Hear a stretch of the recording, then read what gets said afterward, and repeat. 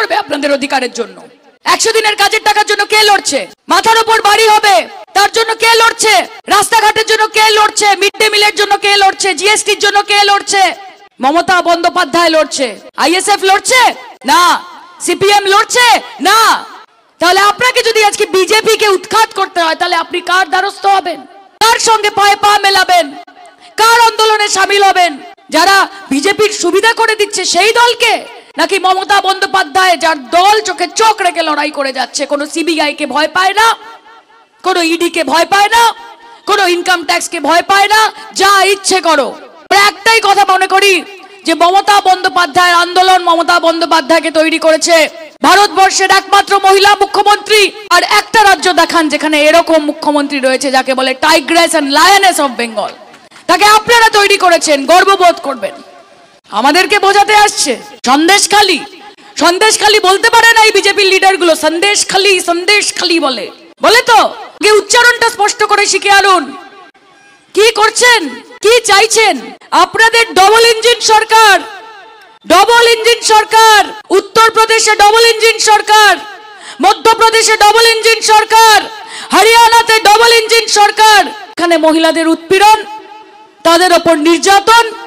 আজকে যেই পুরুষ মানুষরা মহিলাদের রেকর্ডে তাদেরকে রাস্তা দিয়ে ঘষতে ঘষতে নিয়ে যায়, তাদেরকে মালা পরিয়ে বিজেপি বরণ করে। আপনারা আমাদেরকে শেখাবেন মহিলাদের কিভাবে সুরক্ষিত রাখতে হয়? আপনারা শেখাবেন।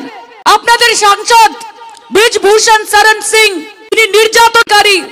তিনি আমাদের মহিলা অ্যাথলিটদের ওপর নির্যাতন করেছেন, তাদের মোটিভেশন করেছেন, তারপরে তাকে আবার আপনারা টিকিট দিয়েছেন। আপনারা আমাদের শেখাবেন মহিলাদের কিভাবে সুরক্ষিত রাখতে হয়, নারীদের কিভাবে সম্মান দিতে হয়। শুধু বড় বড় কথা, বেটি বাঁচাও বেটি পড়াও, ট্রাকের পেছনে বেটি পড়াও বেটি বাঁচাও লিখলে হয় না, সেটা কাজের মধ্যে প্রমাণিত করতে হয়। আর কে প্রমাণ করে? যে প্রমাণ করে তার নাম মমতা বন্দ্যোপাধ্যায়। তার কারণ वो बेटी को कन्याश्री देके पढ़ाती है, सबुज साथी का साइकिल देके पढ़ाती है, ऐक्यश्री देके पढ़ाती है, शिक्षाश्री देके पढ़ाती है, और वो बेटी को लक्ष्मीर भंडार देके बचाती है, रूपश्री देके बचाती है।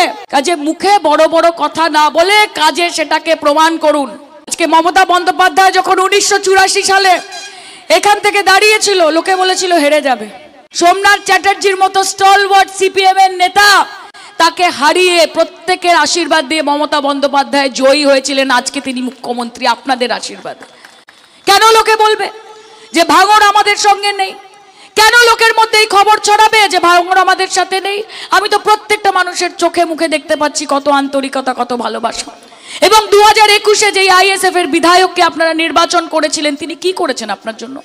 উন্নয়ন দেখে ভোট দিন। কে নিজের পকেট ভরছে, কে নিজের উন্নয়ন করছে, যে নিজেকে প্রেক্ষিতে রাখতে, কে নিজেকে রেলিভেন্ট রাখতে, তার জন্য রাজনীতি করছে আপনাদেরকে বুঝতে হবে। আর কে মানুষের জন্য রাজনীতি করছে, তাদের স্বার্থে রাজনীতি করছে, তাদের ভালোর জন্য রাজনীতি করছে, কে গঠনমূলক রাজনীতি করছে, কে ছাত্র যুবকে এগিয়ে নিয়ে যাচ্ছে, কে মহিলাদেরকে সম্মান দিচ্ছে, আপনাদের বিচার করতে হবে।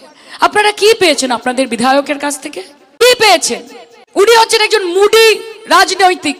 ওনার থেকে বেশি রাজনীতি আমি করি একজন অভিনেত্রী। আমি এখানে দাঁড়িয়ে বলে যেতে পারি আপনাদেরকে, কবার বাড়ি থেকে বেরোন, এসির ঠান্ডা ঘর থেকে কবার বেরিয়ে মানুষের মধ্যে এসে উনি রাজনীতি করেন। আজকে এরকম লিডার চান আপনারা? আমার তো মনে হয় না ভাঙড়ের মানুষ যেই ভুল একবার করেছে সেই ভুল আবার করবে। আপনাদেরকে আমাদের পাশে থাকতে হবে। বলুন থাকবেন? হাত তুলে বলুন থাকবেন। সায়নী ঘোষকে যদি নির্বাচিত করে আনেন ভাঙড়ে, এই মাটিতে দাঁড়িয়ে কথা দিয়ে যাচ্ছি, আপনাদের মাথা নিচু করতে দেব না। আপনাদের বাড়ির মেয়ে বলে পরিচিত হব। সায়নী ঘোষ ভাঙড়ের প্রত্যেকটা এলাকা, প্রত্যেকটা বুথ স্তর অবধি পৌঁছবে এবং আপনাদের অভাব অভিযোগ সবকিছু শুনবে, আপনাদের হয়ে কাজ করবে। আপনাদের বিধায়ক হতে পারে তৃণমূলের নয়, কিন্তু সায়নী ঘোষ যখন আসবে তখন মাথায় রাখবেন আপনাদেরও কিন্তু ডাবল ট্রিপল কোয়াড্রাপল ইঞ্জিন সরকার তৈরি করার ব্যবস্থা সায়নী ঘোষ এবং মমতা বন্দ্যোপাধ্যায়ের সরকার এখানে করে। আমরা মানুষের মধ্যে বিভেদ করি না, আমরা বিভেদের রাজনীতি করি না।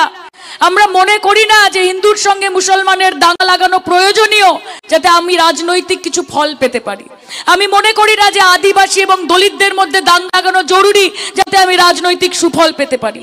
আমি মনে করি না যে ব্রাহ্মণ এবং কায়স্থর মধ্যে বিভেদ ঘটানো দরকার। আমি মনে করি না যে এক মেয়ের সঙ্গে একটা ছেলের বিভেদ ঘটানোর দরকার আছে। আজকে কারুর সাথে কোনো বিভেদ ঘটানোর দরকার নেই, শুধুমাত্র আমি একটু রাজনৈতিক ফল পাবো বলে।